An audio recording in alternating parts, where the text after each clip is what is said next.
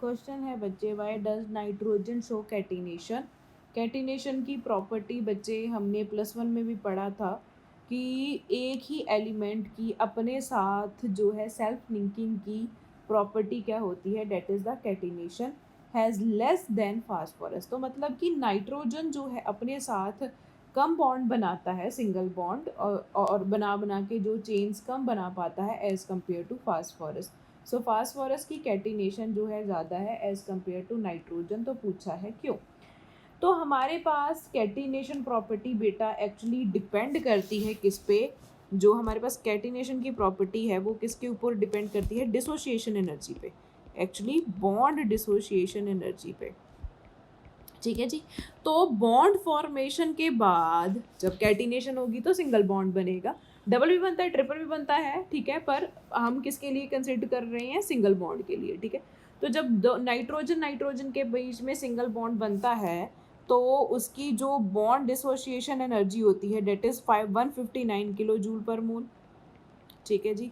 और अगर मैं फास्फोरस के लिए देखूँ, फास्फोरस सिंगल बॉन्ड के लिए, तो ये अप्रॉक्सीमेटली 213 किलो जूल पर मोल के लिए होती है। ठीक है जी। तो मतलब फास्फोरस की बॉन्ड डिसोसिएशन एनर्जी ज़्यादा है then that of nitrogen nitrogen single bond. ठीक है जी।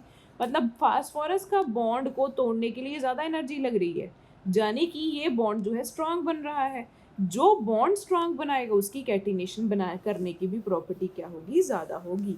ठीक है जी। सो इसको इसी तरीके से ही लिखेंगे, कैटिनेशन। ठीक है, तो लिखते हैं catenation depends upon, catenation property depends upon bond dissociation energy. Okay, ऐसे लिख सकते हो तुम लोग, larger is the bond dissociation energy, bond dissociation energy, ठीक है, that element will have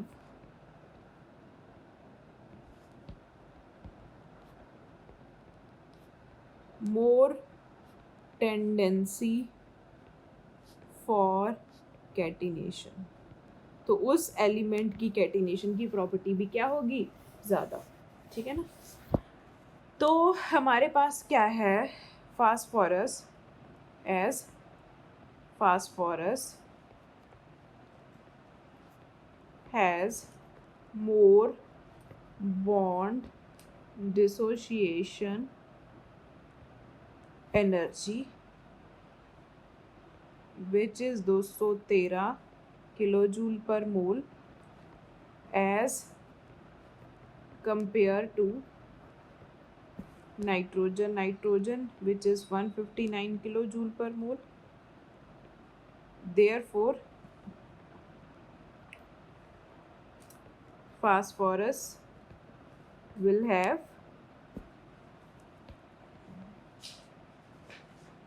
more catenation property. So this will be our explanation बच्चे।